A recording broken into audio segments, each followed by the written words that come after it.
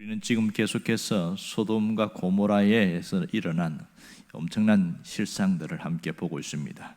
그런데 모든 카메라의 포커스는 롯의 가정으로 향하고 있습니다. 소돔과 고모라가 멸망하기 직전에 이 롯의 가정이 어떠한 일을 했고 어떻게 이렇게 빠져나왔는가 하는 것을 보여주고 있습니다. 오늘 이 보면 성이 멸망하기 전에 오늘 본문에 보면 롯이 지체함에 이런 단어가 나옵니다. 여기서 의문점이 생기는 게 왜 롯이 지체했을까요? 이게 궁금한 것이죠. 지금 곧 멸망한다고 하는데 지금 이 엄청난 심판이 있는데 지체하면 어떻게 하겠냐는 것이죠. 이 롯이 지체하면 여기에는 플러스도 있고 마이너스도 있습니다. 플러스의 의미는 뭔가 심사숙고하고 고민하는 그런 마치 돌다리도 두들겨 보는 그런 것이라 할 수 있겠죠. 롯이 소돔성에서 성공할 때는 이러한 심사숙고와 깊은 고민이 있었기 때문에 성공이 가능했던 겁니다. 또 마이너스 의미는 후회와 미련, 갈등, 머뭇거림, 결단하지 못하는 것 이런 것을 표현할 수 있겠지요. 그렇다면 지금 여기서 롯이 지체했다는 것은 플러스보다는 마이너스 의미가 훨씬 더 강하겠지요. 롯이 지금 결단을 내리지 못하고 있다는 겁니다. 지금 아무것도 하지 못하고 몸만 빠져나와야 되는 이 어처구니 없는 현실 앞에서 망연자실한 것을 알 수 있지요. 지금 자신이 지금 소돔성에서 재판관의 위치에 있을 만큼 높은 자리에 있는데 그 모든 것을 두고 나온다는 게 이게 이해가 안 되는 겁니다.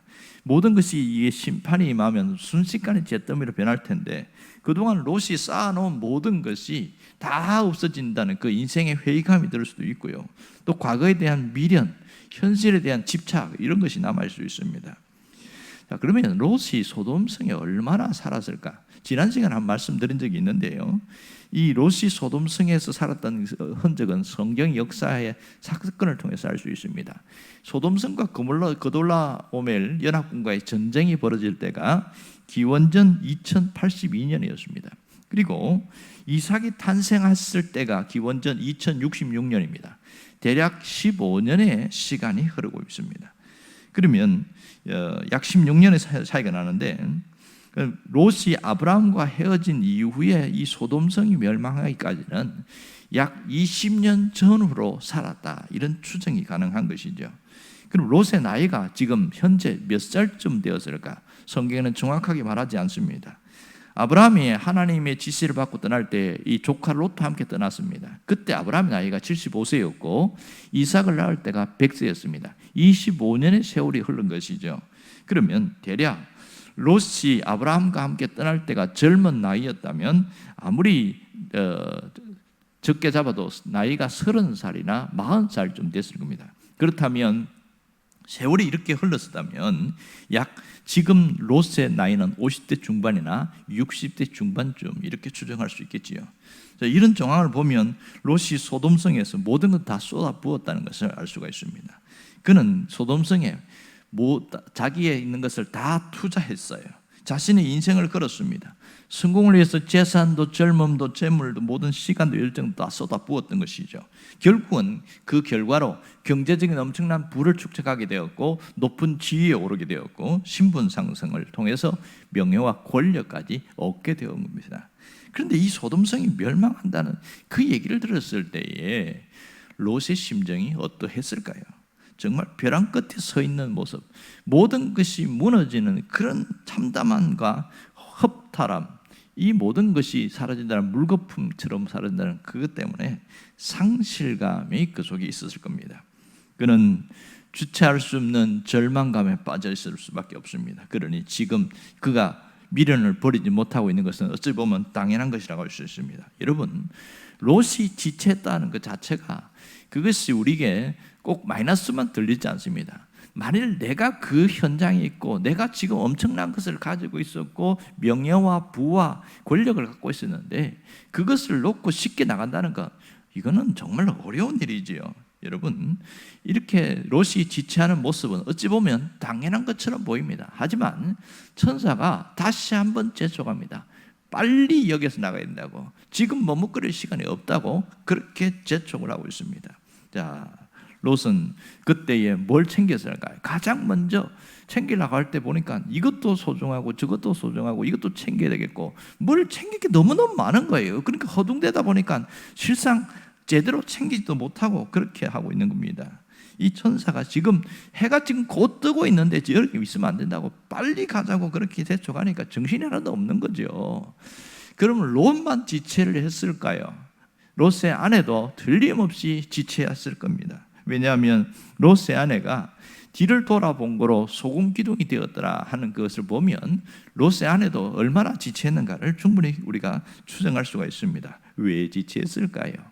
그동안 쌓아놓은 재물과 모아두었던 보물들이나 소돔성에서 그 지나친 애정을 쏟은 그것을 버릴 수가 없는 거죠. 그리고 곧 이 두 딸들이 곧 결혼할 예정인데 사위들도 있잖아요. 그러니 쉽게 떠날 수가 없는 겁니다. 이 롯의 두 딸들도 마찬가지였을 거예요. 곧 자기 결혼할 그 장밋빛 환상에 있었던 모든 것이 다 깨어지는 상황에서 어떻게 여기를 떠날 수 있겠습니까? 어찌 보면 그들이 떠나지 않으려고 하는 그 모든 것이 정상적인처럼 보입니다.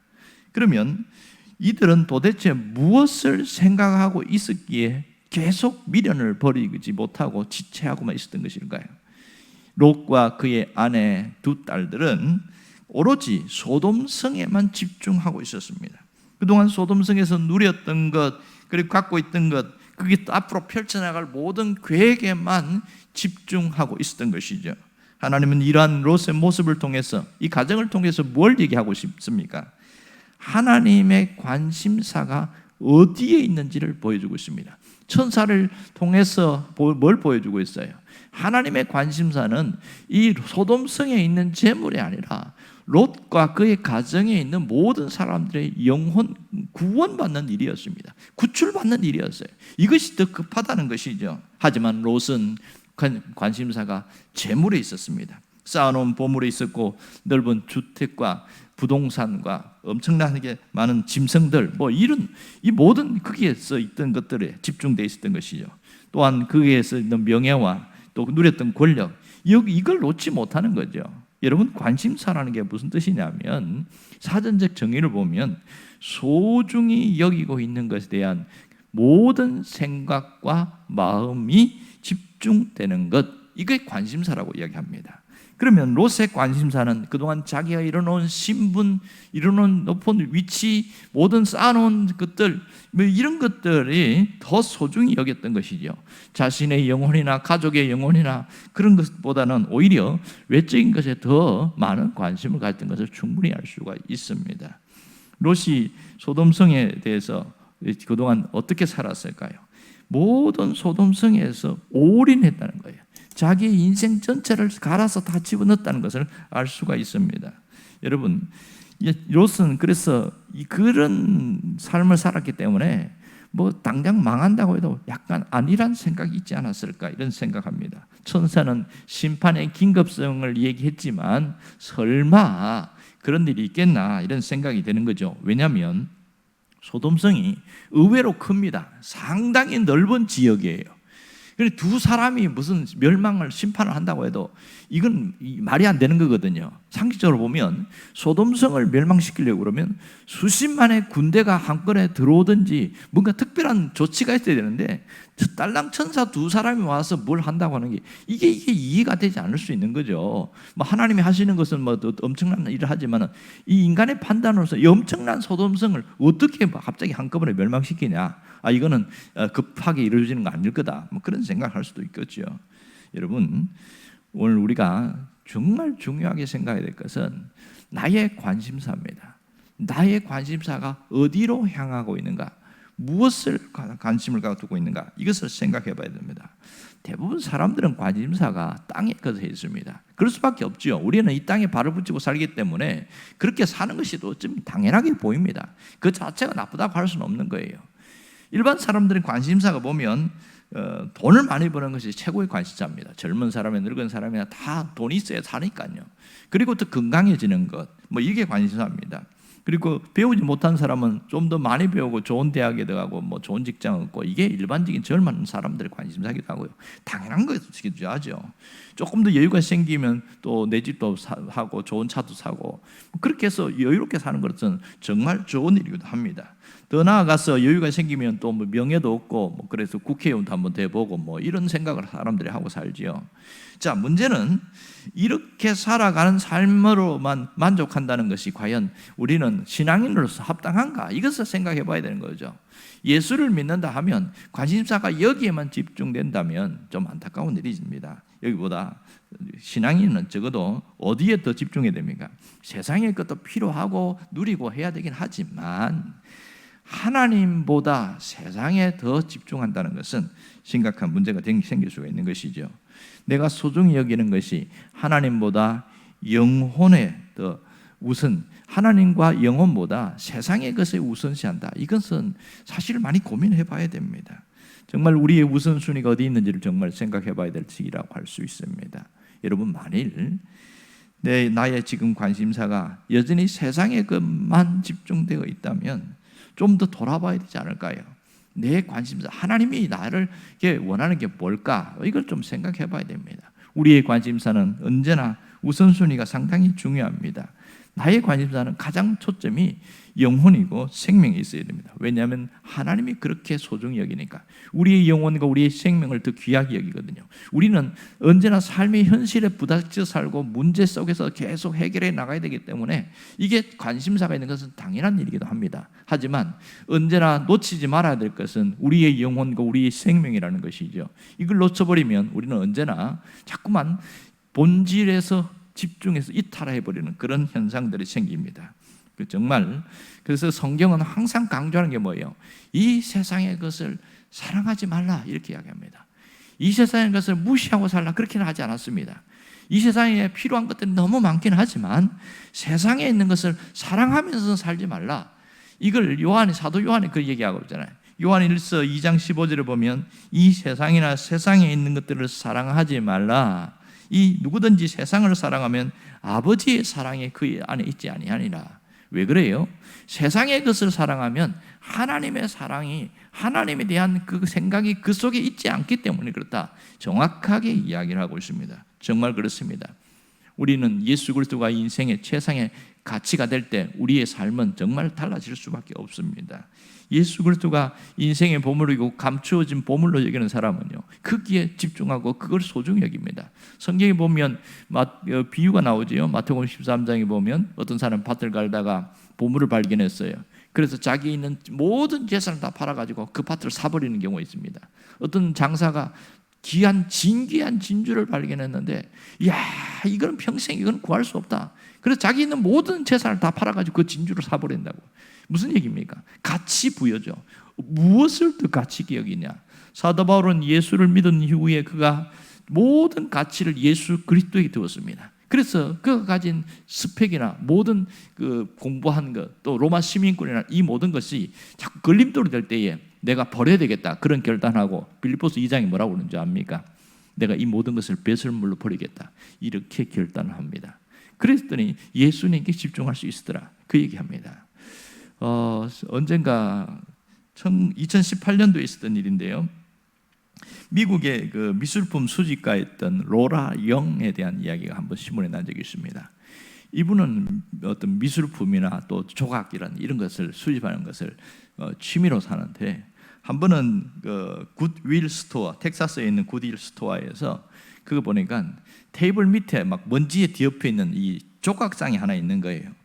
아, 이거 좀 괜찮아 보인다. 자기가 그렇게 봤던가 봐요. 그래갖고 막 먼지를 털어내면서 이거 얼마면 됩니까? 그 당시에 $35, 그러니까 우리나라 돈으로 그 당시에 45,000원밖에 안 했어요. 그걸 사왔어요. 그걸 보니까 조금 오래된 것 같아요. 보니까 아주 오래된 것 같아요. 그래서 이 전문가에게 보냈습니다. 텍사스 대학의 미술 전문가와 골동품 전문가에게 이 감정을 의뢰를 했어요. 돈을 주고 감정을 의뢰했더니 깜짝 놀랐습니다. 이 조각품의 흉상이 그 당시 2000년 전의 것이었어요. 2000년 전에 당시 그 폼페이우스의 대왕의 아들이 어떤 그 흉상이었던 것으로 판명이 되었습니다. 그러니까 이 제목이 인간의 초상이라는 그 제목인데, 이게 굴러다니다가 독일에게서 어떤 한 데 있다가 미군들이 가가지고 그걸 가져온 거예요. 뭐 이것도 가져가자 이래가. 근데 그게 수집상에게 있다가 그 자그마치 34달러에 산 것이 수백 배의 알아는 엄청난 수억 원 이상의 가치를 지닌 것으로 판명돼서 갑자기 달라진 겁니다. 이 별 볼일 없이 보였던 것이 2000년 전에 조각상이었다 이러니까 가치가 어마어마하게 뛰어버린 것이죠. 여러분, 우리도 마찬가지죠. 우리의 신앙, 내가 믿는 예수 그리스도에 대한 가치 부여는 내가 가치를 여긴 만큼 달라지게 됩니다. 인생 자체가 달라지는 것이죠. 바울이 그랬던 것처럼 우리의 삶 자체가 예수 그리스도가 가장 귀하다 이렇게 여기면요, 모든 관심사는 오직 여기 집중될 수밖에 없는 것이죠. 그리고 그분을 통해서 모든 것이 이루어지기를 원한다. 그렇기 때문에 삶이 어떻게 달랄까요? 예수께 올인하는 삶을 살게 됩니다. 가장 중요한 것은 내가 그리스도와 함께 죽어가는 삶, 죽은 삶을 살아가고, 또한 내가 예수가 내 인생의 주인이 된 삶으로 그렇게 변화된 삶이, 이게 가장 기본적으로 깔려야 되는데 이 기본이 너무 안 되어 있습니다. 그러다 보니까 우리는 자꾸 끌려가는 거예요. 세상의 것에, 세상의 문제에 끌려가다 보니까 정말 본질을 놓쳐버리고 살아갈 때가 많습니다. 이것이 우리를 너무 안타깝게 합니다. 어쩌면 끌려가다 보면 우리의 영혼이 피폐하게 되어지는 경우가 많지요. 정말 그리스도 안에서 살아가는 삶은 가장 귀하고 가치가 있습니다. 삶의 문제도 해결하는 건 당연한 일이죠. 그렇게 해야 우리가 삶을 또 살아갈 수가 있으니까요. 그러나 우리는 언제나 본질을 놓치지 말아야 됩니다. 오늘 롯이 그 뭐하든 쌓아놨던 모든 것을 누리고 살다가 갑자기 망한다고 하니까 그게 지체한 모습 보세요. 어쩌면 우리의 내면의 모습일 수도 있는 것이죠. 우리가 만일 그동안 뭐 없어서 그렇지만 많이 쌓으면 쌓을수록 롯보다 훨씬 더 지체할 수도 있는 것이죠. 이걸 통해서 하나님 우리에게 너의 관심사는 어디에 있느냐고 다시 한번 묻고 있습니다. 우리의 관심사를, 오늘은 위치를 위동하는 것, 그것이 너무 중요한 것이죠. 하나님은 우리가 본질에 집중하고 거기에 관심을 우선순위에 두고 그 다음으로 삶을 살아가기를 원하고 있습니다. 저와 여러분이 그러한 삶을 살 수 있기를 간절히 바랍니다. 기도하겠습니다.